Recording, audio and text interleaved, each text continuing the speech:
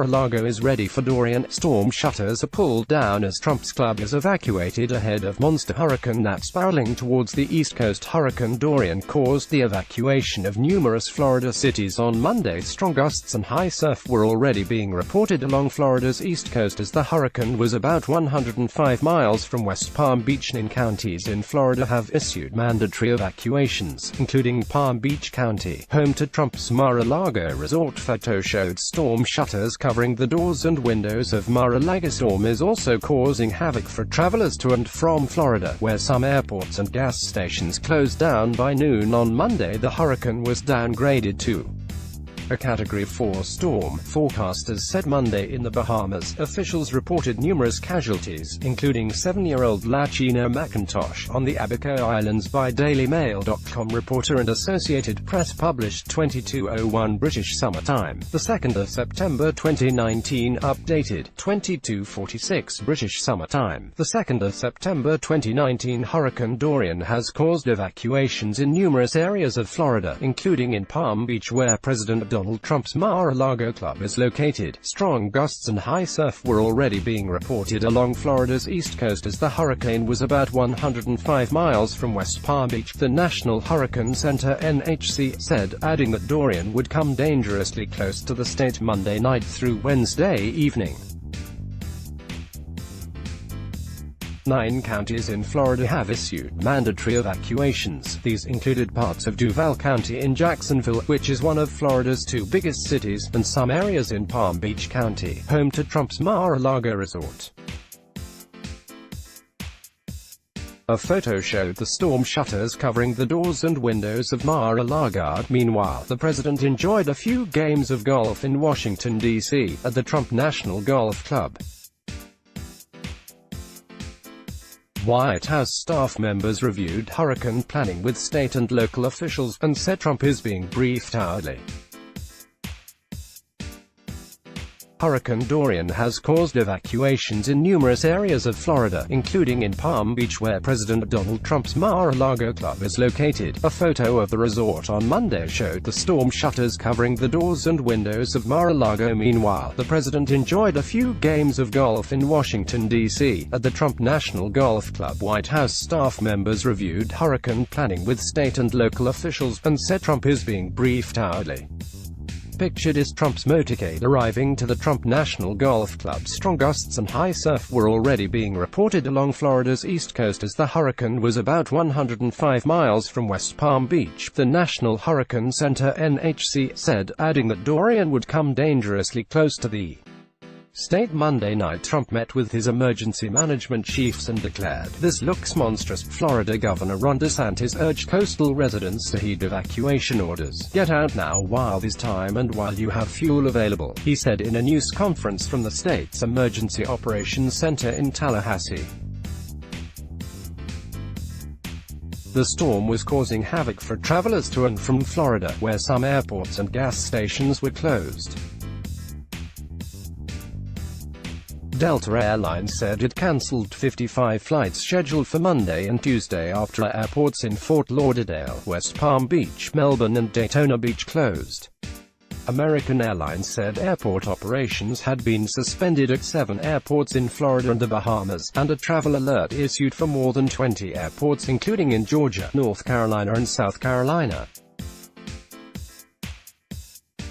American Airlines, JetBlue, Southwest Airlines, Spirit and Frontier have offered their customers the option to change or delay flight tickets. More than 1,000 flights were cancelled to and from the United States on Labor Day as deadly Hurricane Dorian barreled toward the East Coast. The flight tracking site FlightAware listed 571 cancellations into or out of airports in Orlando, Miami, Fort Lauderdale, and Palm Beach. A Highland Beach police officer sits in his vehicle to check IDs of people in cars as he only allows residents to enter the Highland Beach area as Hurricane Dorian continues to make its way toward the Florida coast. On Monday in Highland Beach, the National Hurricane Center (NHC) in Miami said at 10 a.m. that the maximum sustained wind speed was most recently clocked at 160 miles per hour, down from 165 mph. South Carolina Governor Henry McMaster ordered mandatory evacuations for parts of 8 coastal counties in his state effective at noon on Monday. More than 830,000 people were under evacuation orders in Charleston and other coastal communities in South Carolina, emergency management officials announced.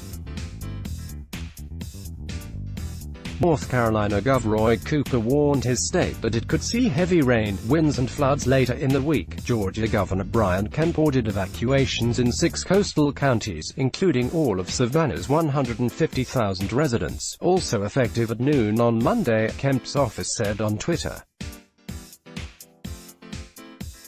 Dorian was tied with hurricanes Gilbert 1988, Wilma 2005, and the 1935 Labor Day hurricane for the second strongest Atlantic hurricane on record. Based on maximum sustained winds, Allen in 1980 was the most powerful, with 190 miles per hour winds, the NHC said. Scientists have warned that climate change is making hurricanes more intense. As global warming heats up the ocean's surface temperature, storms gather more energy, which can lead to greater rainfall and stronger winds as they make landfall. When scientists put the pieces together, they project that in general, hurricanes will become more intense in a warming world.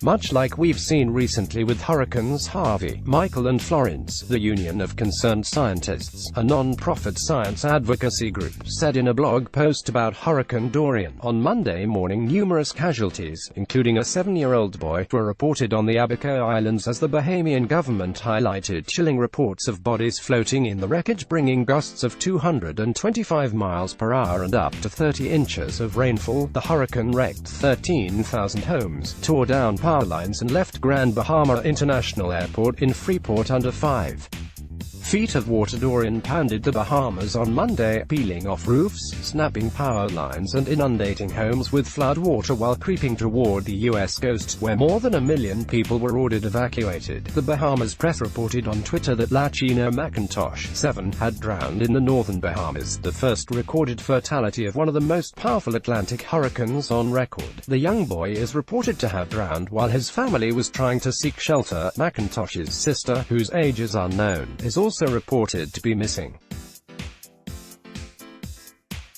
Numerous casualties were reported but not confirmed by officials on the Abaco Islands. From all accounts, we have received catastrophic damage to Abaco. We have reports of casualties. We have reports of bodies being seen. We cannot confirm those reports until we go out and see for ourselves, Darren Henfield, the Bahamian Minister of Foreign Affairs, said. As many as 13,000 homes in the Bahamas may have been destroyed or severely damaged, the International Federation of Red Cross and Red Crescent Societies said. Houses in a neighborhood in Freeport on Grand Bahama Island were engulfed by 6 feet of water. It looks like they're boats on top of the water, said Rosa Knowles-Bain, 61, a resident who fled 2 days ago to an emergency shelter. A witness staying in the hotel at the Abaco Beach Resort on the island of Great Abaco said winds had torn off the shutters and part of the roof, and the site was surrounded by a lake of water.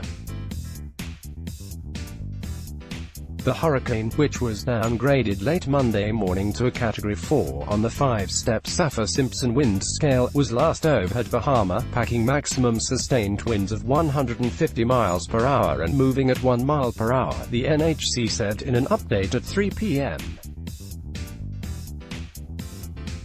Bringing gusts of 225 miles per hour and up to 30 inches of rainfall. The hurricane wrecked 13,000 homes, tore down power lines and left Grand Bahama International Airport in Freeport under 5 feet of water.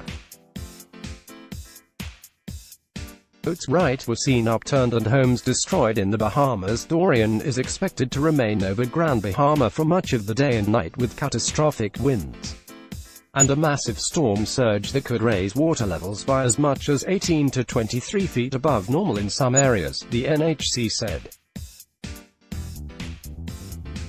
A spokesman for Bahamas Power and Light said there has been a total blackout in New Providence, the archipelago's most populous island.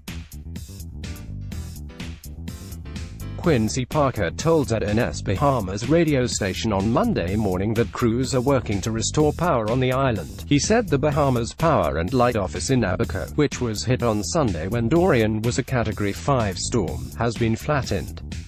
As of Monday morning, the storm was crawling slowly west at 1 mile per hour, with its center 30 miles east-northeast of Freeport, at Bahama Island and 115 miles east of West Palm Beach, Florida. A spokesman for Bahamas Power and Light said there has been a total blackout in New Providence, the archipelago's most populous island. Quincy Parker told ZNS Bahamas radio station on Monday morning that crews are working to restore power on the island. He said the Bahamas Power and Light office in Abaco, which was hit on Sunday when Dorian was a Category 5 storm, has been flattened. The reports out of Abaco, as everyone knows, Parker said as he sighed, were not good. First responders are now traveling to Abaco, as locals are ordered to remain indoors to avoid floodwaters and downed trees and power lines, bringing gusts of 225 miles per hour and up to 30 inches of rainfall. The hurricane wrecked 13,000 homes, tore down power lines and left Grand Bahama International Airport in Freeport under 5 feet of water. Waves crashed in front of an American flag that was planted on a jetty during a high surf from the Atlantic Ocean in advance of the potential arrival of Hurricane Dorian. In Vero Beach, Florida, Michael Shrimsher, a resident of Jupiter, Florida, watches crashing waves from Hurricane Dorian at the Jupiter Beach Park as it approaches the east coast of Florida on Monday. The island of Grand Bahama was hit the hardest as Dorian almost came to a stop overhead. The NHC said a life-threatening storm surge could raise water levels by as much as 23 feet above normal tide in parts of Grand Bahama Island. Dorian is the second strongest Atlantic storm on record, and the joint strongest ever to make landfall, after it barreled into the Bahamas with wind speeds of 185 miles per hour on Sunday.